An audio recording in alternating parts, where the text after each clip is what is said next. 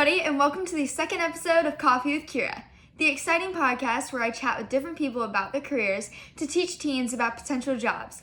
I'm Keira, and joining me today in the coffee shop is Miss Jaime. We'll be discussing her interesting job as a physical therapist for St. Luke's Rehab facility. See you inside. I discovered you like the first man on the moon, but you came out the blue.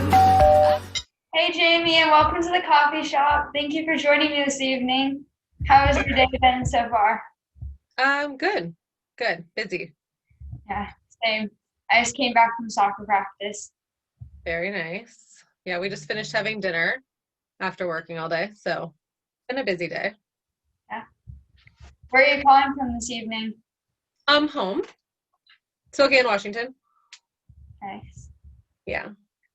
So, what's in your cup this evening? Tea. Same. I have coffee lemonade. Very nice. There you go. Well, I've heard a little bit about your job as a physical therapist, but could you explain to us what your job is and where you work? Yeah. I work at St. Luke's Rehab. It's an inpatient rehab facility. So basically, when patients leave the hospital and they're not ready to go home yet, they're still too medically fragile to go home or they can't function on their own, they come to our facility and then they'll do a short stay there to get functionally ready to be able to go home. So I primarily work on the spinal cord injury unit. So I deal with patients who've had a traumatic spinal cord injury or any kind of orthopedic traumatic injuries. We also treat patients with cardiac dysfunction and any other like neurological type disorders. So my job basically as a physical therapist there is to get them moving independently so that they can go home. So for a spinal cord injured patient, that looks a lot different. They have to learn how to use a wheelchair or a power wheelchair. They have to learn how to move a lot differently than they did prior to their injury. So they're usually with us for anywhere from 4 to 8 weeks. And then our orthopedic injuries are usually a little bit of a shorter stay, like 2 to 3 weeks. And it just varies. Ages vary. We get a lot of different types of diagnoses.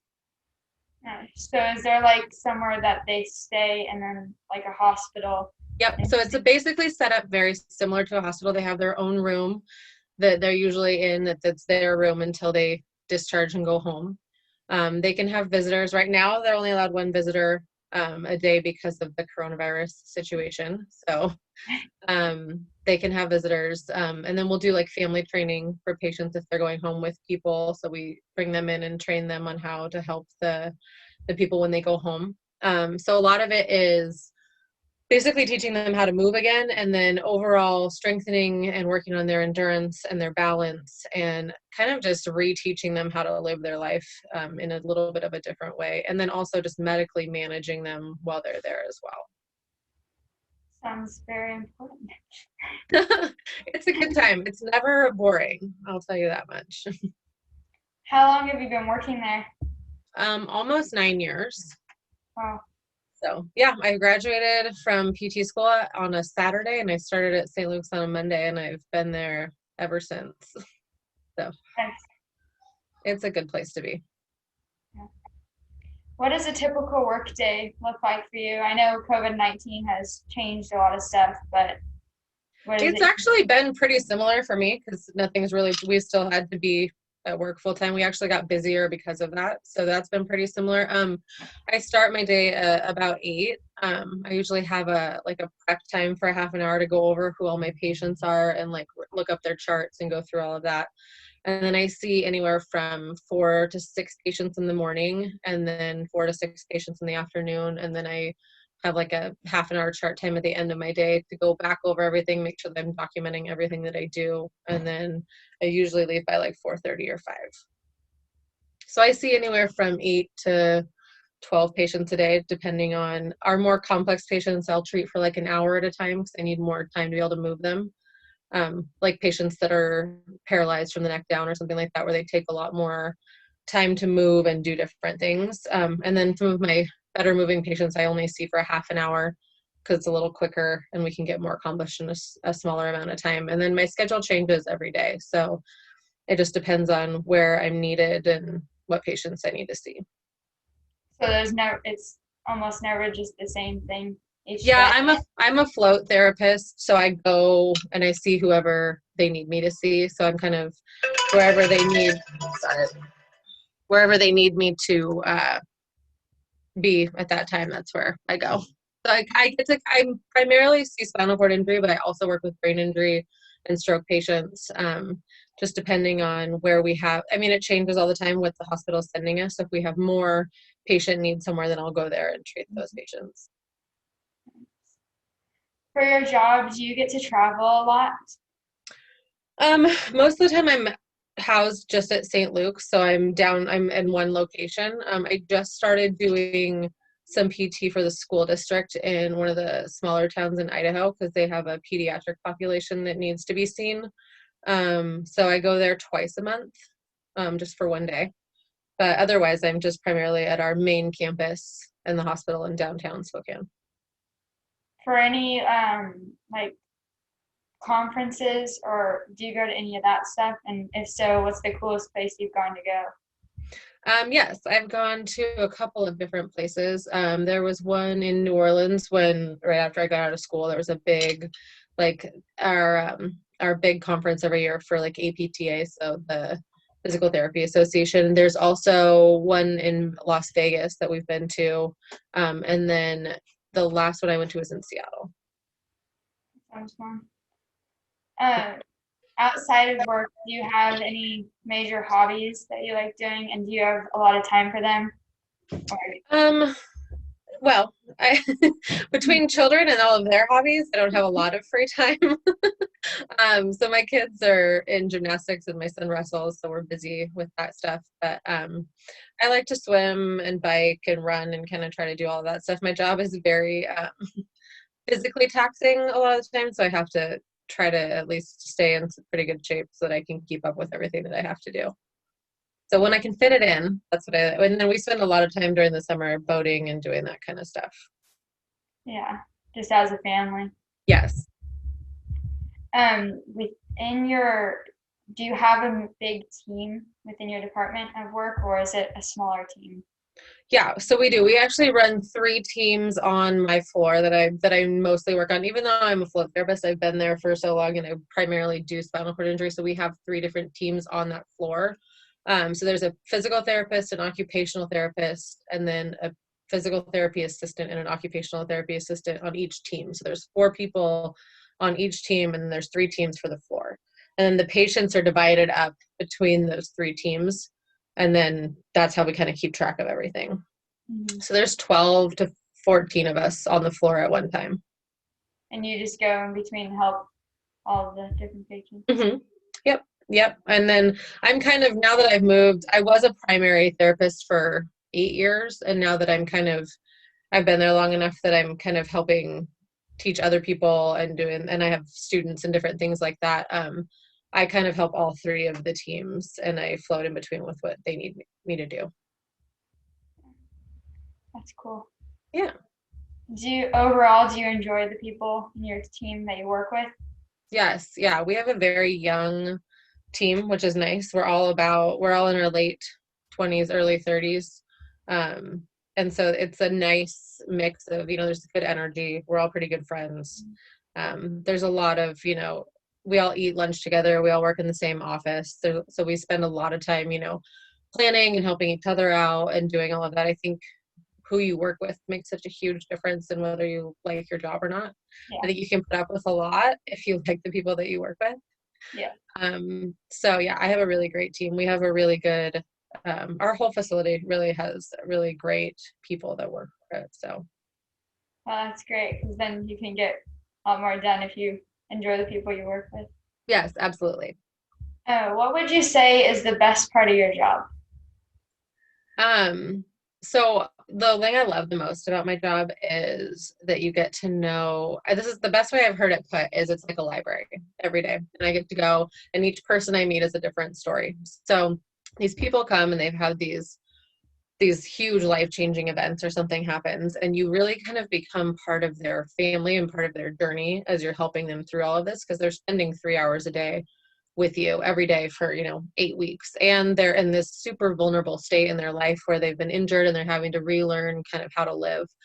And so in treating them, you become kind of part of their family, part of their journey, and you get to learn kind of what their struggles are and how they get through it. And you take a little bit of that with you each time, each person that you meet and each new person that you work with. Now, I'm not saying that there aren't some that are really hard to deal with, but for the most part, our patients are great and they're really thankful for what we end up giving them. So it's a pretty cool experience.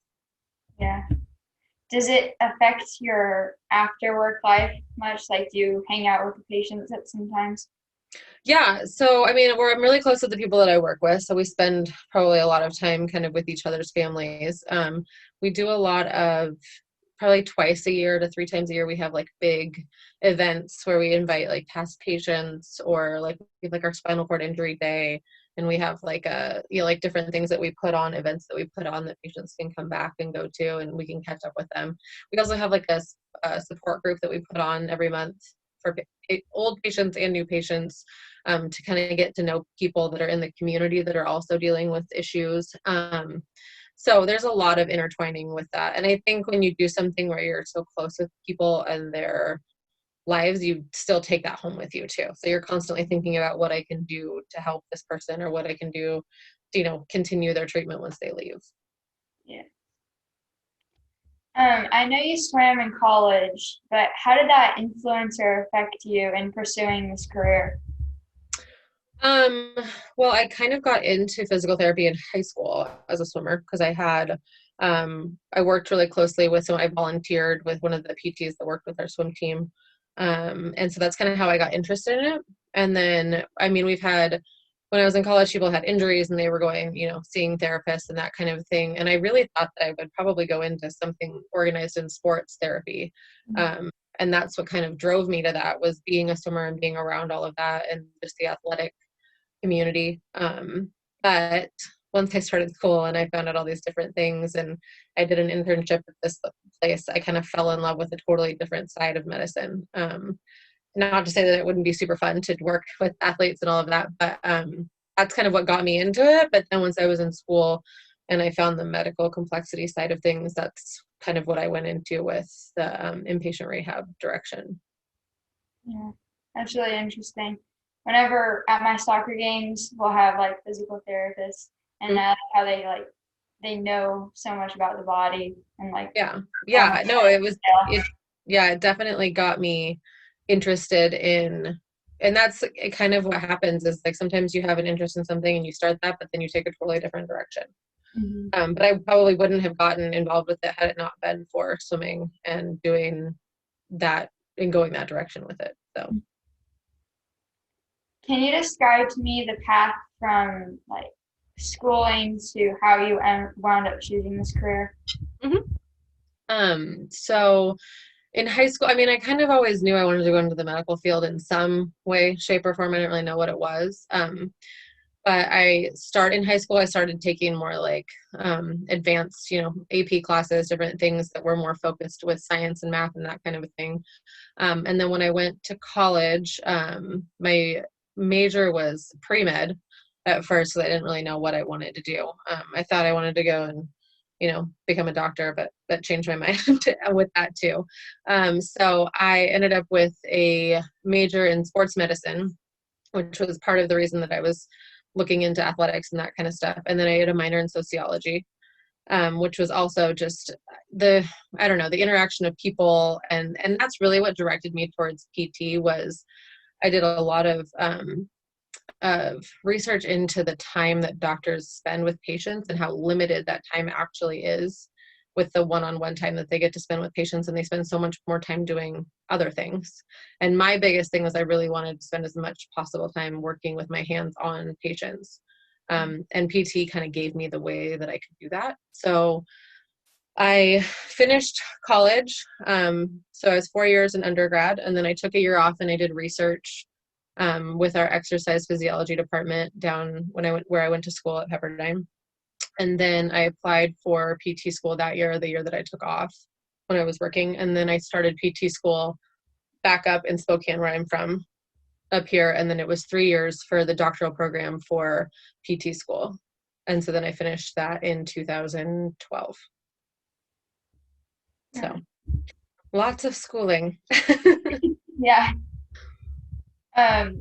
So when you got into this job, did all your previous education prepare you, or did you still receive a lot of your training from your employer?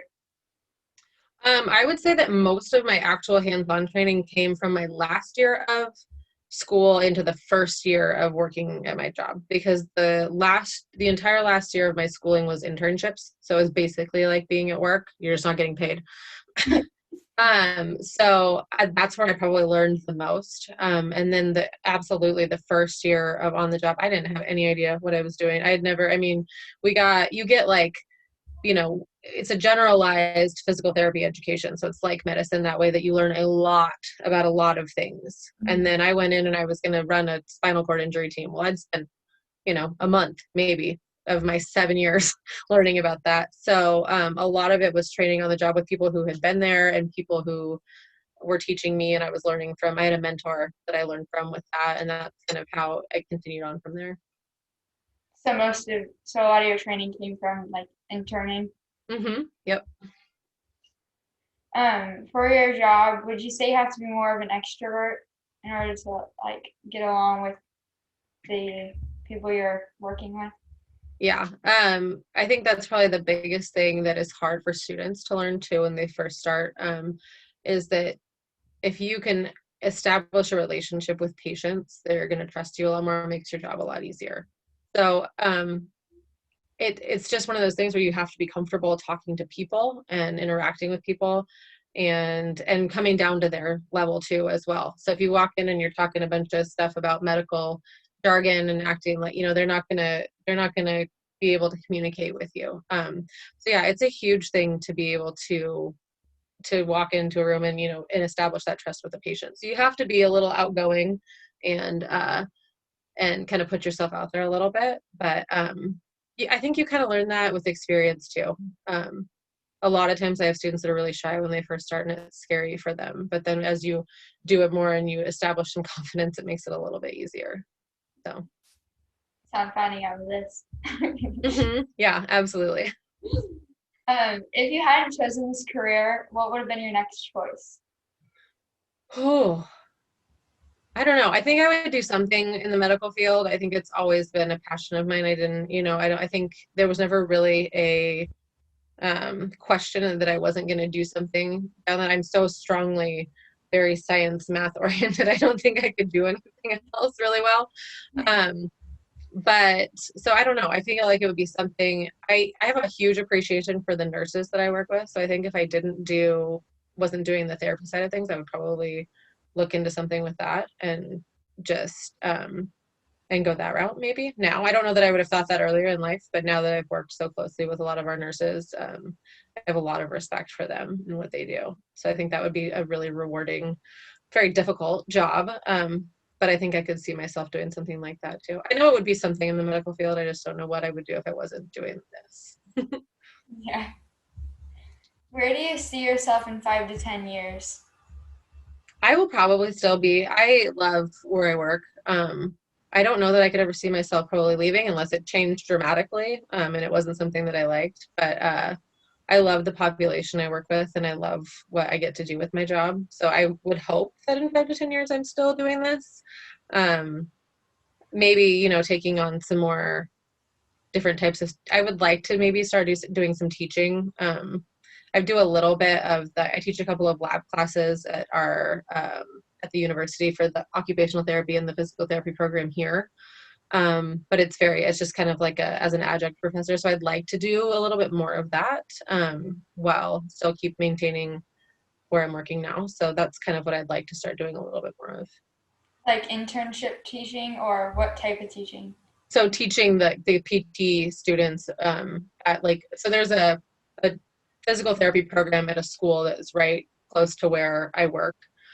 We get a lot of their students. So I'd like to do some like lecturing and teaching at the university, just kind of like on the side to kind of help maintain my knowledge. I think it's really important as like a clinician to kind of stay up with what the newest information is. And I think that's a really great way of doing it. And just like getting to mold the new minds that are coming out of that and experiencing that, I think is a cool thing.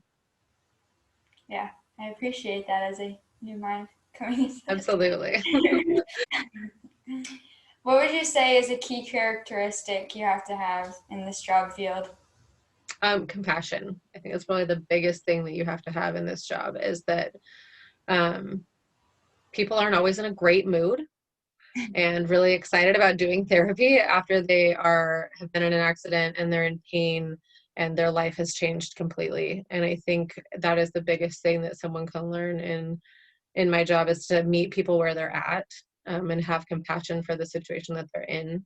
And that allows you to kind of establish a relationship with them and get the most out of what you're doing with the patient, rather than coming in and being like, hey, you got to do this stuff and you got to, I think you just really have to meet people where they're at. Mm-hmm. I haven't really had any serious injuries, but I know when I had to go into the hospital, definitely the doctors being compassionate was very helpful for me. Mm-hmm. Absolutely. It's scary. Yeah. Do you have any words of advice for anyone who is interested in pursuing a similar job or the same job as you? Yes, I think the more experience you can get, like actually being in places, go volunteer at a hospital or go volunteer, like find different types of places. Don't volunteer all at the same place. I had no idea that I was interested in inpatient rehab until I was a student there. So I think if you have an interest in something, rather than just learning about it and reading out of a textbook, the biggest thing you can do is go put yourself in the middle of it and see if it's if it's something that interests you that way. I think that's going to be a much better experience than just learning about something. Well, I've really enjoyed talking to you. Thank you so much for joining me this evening. You're welcome. Cheers. Thank you. You're so welcome. Thanks for watching. See you next time on Coffee with Keira.